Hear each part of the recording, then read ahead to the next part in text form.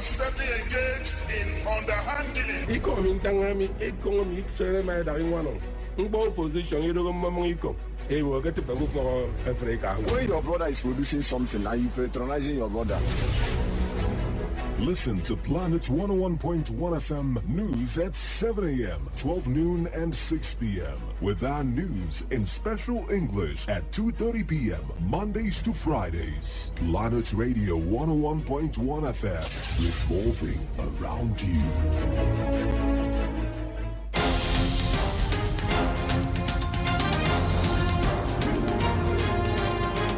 It's the news at 7. In the news, President Bola Tinubu appoints Abel Olumuyiwa Eniton as head of civil service of the Federation.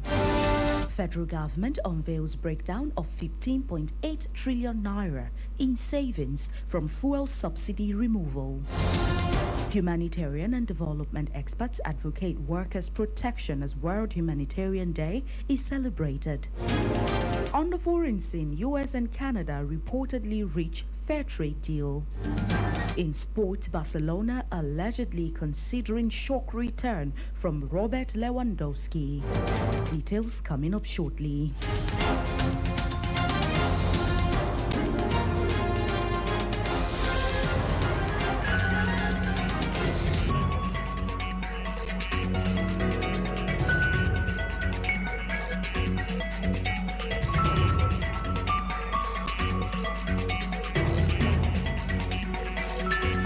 Good morning and welcome to the news on Planet Radio 101.1 FM, Uyo. I am Rita Inung.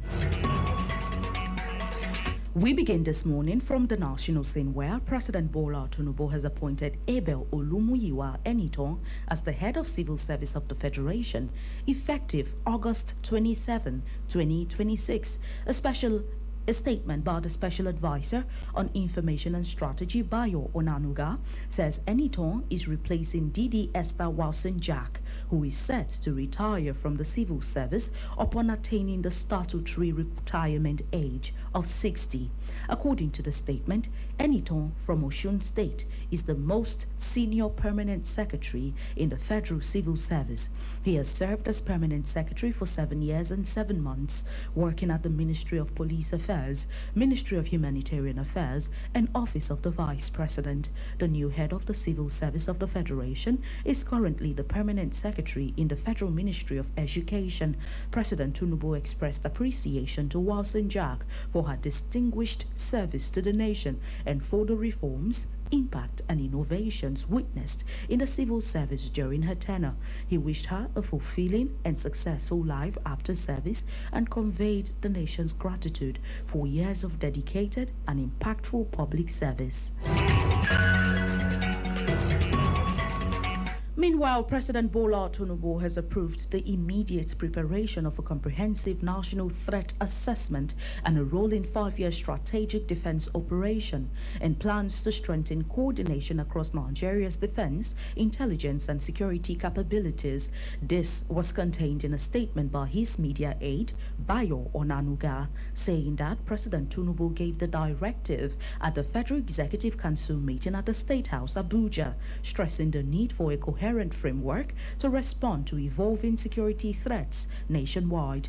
The president said the framework will provide a common understanding of the threats facing the nation, the operational objectives to be achieved, and the capabilities required to address them. The president's special advisor on Homeland Security, Major General Adeyinka Famadewa, according to the statement, will coordinate and provide secretariat support for the 11-man committee. Tinubu constituted to draft the Strategic Defense Operation Plan. Meanwhile, other members of the committee are the National Security Advisor Nuhu Ribadu, the Minister of Defense General Christopher Musa, the Minister of State for Defense Bello Mohammed Matawale, the Chief of Defense Staff General Olufemi Oluyede, the Chief of Army Staff Lieutenant General Wadi Shwaibu, the Chief of Air Staff Air Marshal Sunday Kelvin Aneke, and the Chief of Naval Staff Vice Admiral Idi Abba. as the Director General of the Department of State Service, Tosin Ajayi, and the Director General of the National Intelligence Agency, Ambassador Mohammed Muhammad, are also members of the committee. In the meantime, President Bola Tinubu has directed the commissioning of a comprehensive forensic investigation into the fictitious Presidential Foreign Intervention Promotion Council scandal. The Minister of Finance and Coordinating Minister of the Economy, Taiwo Oyedele, disclosed this while briefing State House correspondents after the Federal Executive Council meeting presided over by President Tinubu at the Aso Rock Villa, Abuja, the Council's first sitting since the 29th day of June.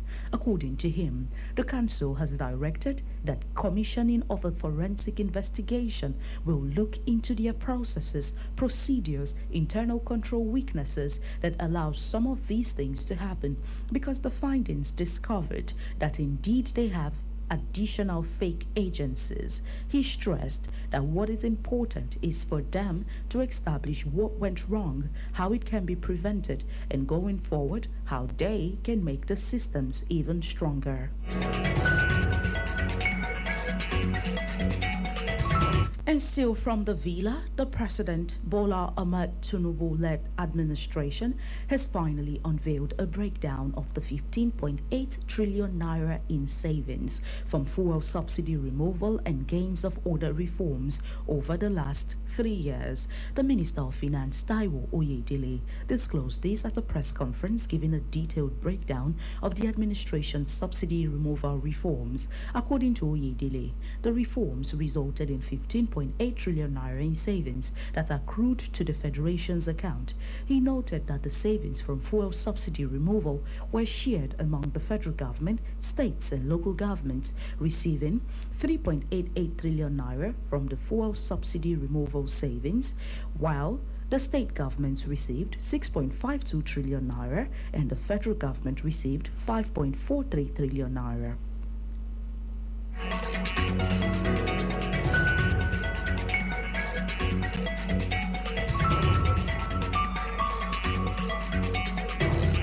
The combined impact of the subsidy on fuel before the reforms were printing money to spend. Interest rates is about 8%. Minimum wage was 30,000 naira. If you stop printing, the spending doesn't disappear. You need to finance the money you were printing before. That was part of where the savings went. Because the reforms induce higher prices, interest rates went up. So instead of paying 8% on our debt, we're paying as high as 24%. Minimum wage went up from 30,000 naira to 70,000 naira. That's almost double the wage bill of the government. Recall that in May and June 2023, President Tinubu announced the removal of fuel subsidy and the liberalization of the naira, which led to significant increases in fuel prices and fluctuations in the value of the naira. Back here, the Nigerian Union of Journalists, NUJ, Akwa Ibom State Chapter, has announced plans to engage political candidates in a public debate scheduled for December 9th to 11th, 2026, as part of efforts to set the agenda for the 2027 general elections. The initiative will provide candidates seeking various elective positions with an opportunity to present their programs, explain their vision, and respond to questions from journalists and members of the public ahead of the elections. The NUJ Akwa Ibom State Chairman, Comrade Insiebiet Johnson, stated this during a media parley in Uyo, where he charged journalists to use the power of media to promote accountability, informed public discourse, and responsible political participation. He said the December debate will form part of the union's responsibility to set the agenda for political candidates and provide the electorate with the information needed to make informed decisions at the polls. According to him, the exercise will not be limited to the governorship election, but will also provide platforms for candidates contesting seats in the State House of Assembly, House of Representatives, and Senate to represent their programs and engage with the electorate. The state chairman stressed that the initiative was not driven by personal or financial interest, but by the need to strengthen the media's role in promoting accountability and deepening democratic participation. He further urged journalists to support the initiative while maintaining the core ethics of the profession, particularly objectivity, fairness, and impartiality.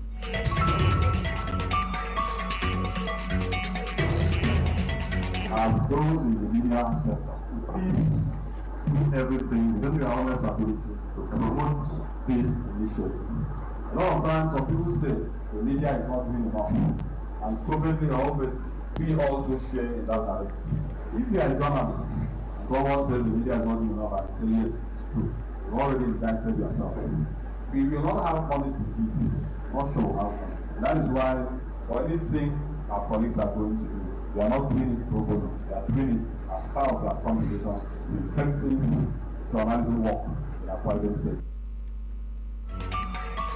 On his part, the chairman of the Debate Planning Committee, Ntiense Ikpo, said the committee is working to ensure that the December political debate meets professional journalistic standards and provides a fair platform for all participating candidates. He explained that letters will be sent to political candidates and their parties ahead of the debate, while a dedicated channel will also be created to enable journalists and members of the public submit questions for consideration during the exercise.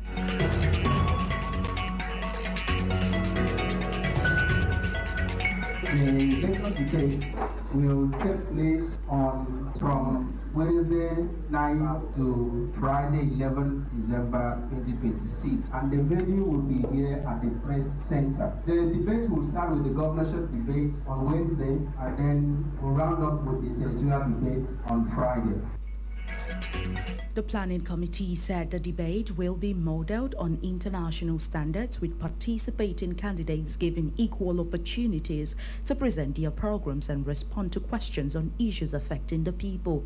He further cautioned members of the planning committee and NUJ officials against expressing personal political opinions on social media while performing responsibilities connected to the debate, noting that such comments could undermine public confidence in the credibility and impartiality of the exercise.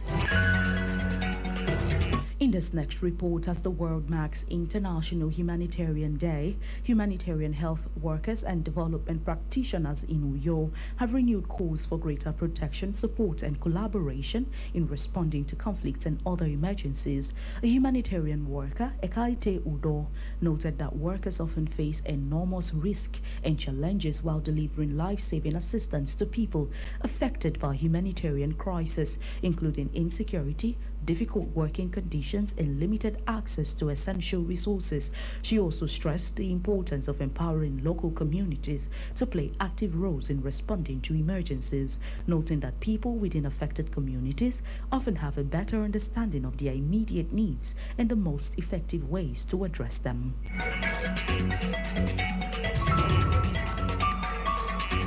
One of the biggest challenges is personal safety and insecurity. Aid workers operate in areas affected by armed conflict, terrorism, communal violence. They can be caught in crossfire while trying to render their services. Humanitarian aid workers also face health and environmental risks. Depending on the emergency, they are often exposed to infectious diseases. There is also cultural and communication difficulty, especially when aid workers come from different countries or cultural backgrounds from the community they save. So humanitarian organizations should not just do things for community. They should work with them, because when international support, local knowledge, community acceptance, and local ownership come together, the response becomes more effective.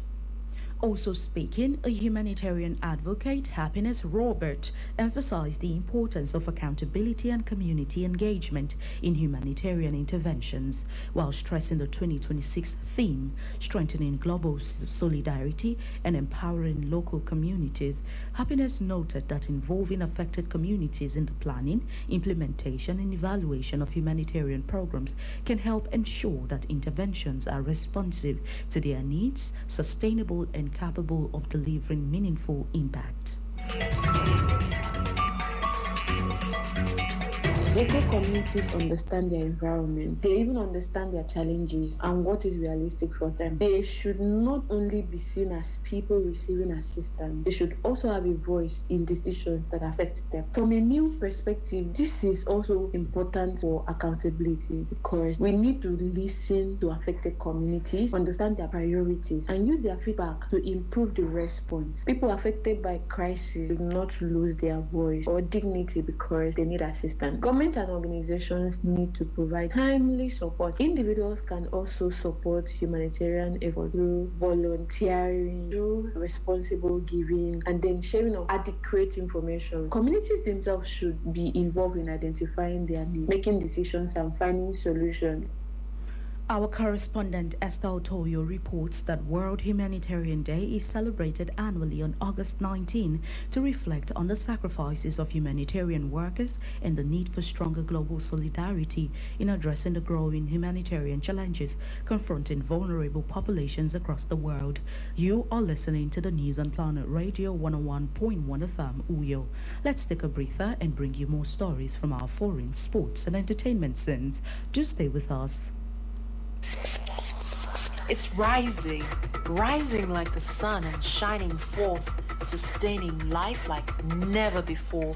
It will never set. Planet Radio Station 101.1 Uyo, Nigeria. Don't touch the dial.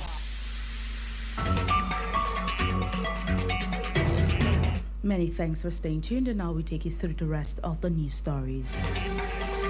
On the foreign scene, United States President Donald Trump says the United States has reached a very fair trade deal with Canada that will include no tariffs on exports by United States farmers and businesses to Canada. Trump told reporters that he will put a 3-day pause on 50% tariffs that were set to take effect, following a good conversation with Canadian Prime Minister Mark Carney. This week's comments comes amid waves of negotiations between Washington and Ottawa. Meanwhile, Carney said in a statement that substantial progress has been made, although there is important work still to be done. And now to sport. Barcelona considering a shock return from Robert Lewandowski. Lewandowski only left the La Liga champions this summer and has since signed for Chicago Fire. But according to football transfer expert Fabrizio Romano, Barca have now approached the MLS team for the Poland striker. Reports say Barcelona have sold Ferran Torres to Paris Saint-Germain and are finding it hard to strike a deal for Atletico Madrid's Julian Alvarez. On the entertainment news, food critic Opeyemi Famakin has warned Nigerians against buying high-end body mist from vendors in Nigeria, raising concern over the authenticity and health safety of some products being sold at unusually low prices. In a post, Famakin urged consumers to be cautious. He added that while he shares recommendations on products to buy, he will also continue warning his followers about products he believes could pose potential health risk like cancer. It's been the news on Planet Radio 101.1 FM, but before we go, let's take you through a recap of the major stories. President Bola Tinubu has appointed Abel Olumuyiwa Eniton as the head of the Civil Service of the Federation, effective August 27, 2026. The President Bola Ahmed Tinubu-led administration has finally unveiled a breakdown of the 15.8 trillion naira in savings from fuel subsidy removal and gains of other reforms over the last 3 years. As the world marks International Humanitarian Day, humanitarian health workers and development practitioners in Uyo have renewed calls for greater protection, support, and collaboration in responding to conflict, disasters, and other emergencies. And on the foreign scene, we told you that United States President Donald Trump says the United States has reached a very fair trade deal with Canada that will include no tariffs on exports by U.S. farmers and businesses to Canada. In sports, we reported that Barcelona are considering a shock return from Robert Lewandowski. For comments and coverage of your news for the events, do well to call our newsroom on 0701-896-8395. Visit our website on planet101fm.ng and follow us on X, formerly known as Twitter, at planet_101fm. Also, like our Facebook page at Planet Radio 101.1 FM Uyo. The news was edited by Jane Uwa. As we end the news, our charge this week for you is to always remember that the only impossible journey is the one you never begin. So, take that step today. I am Rita Inung. Good morning.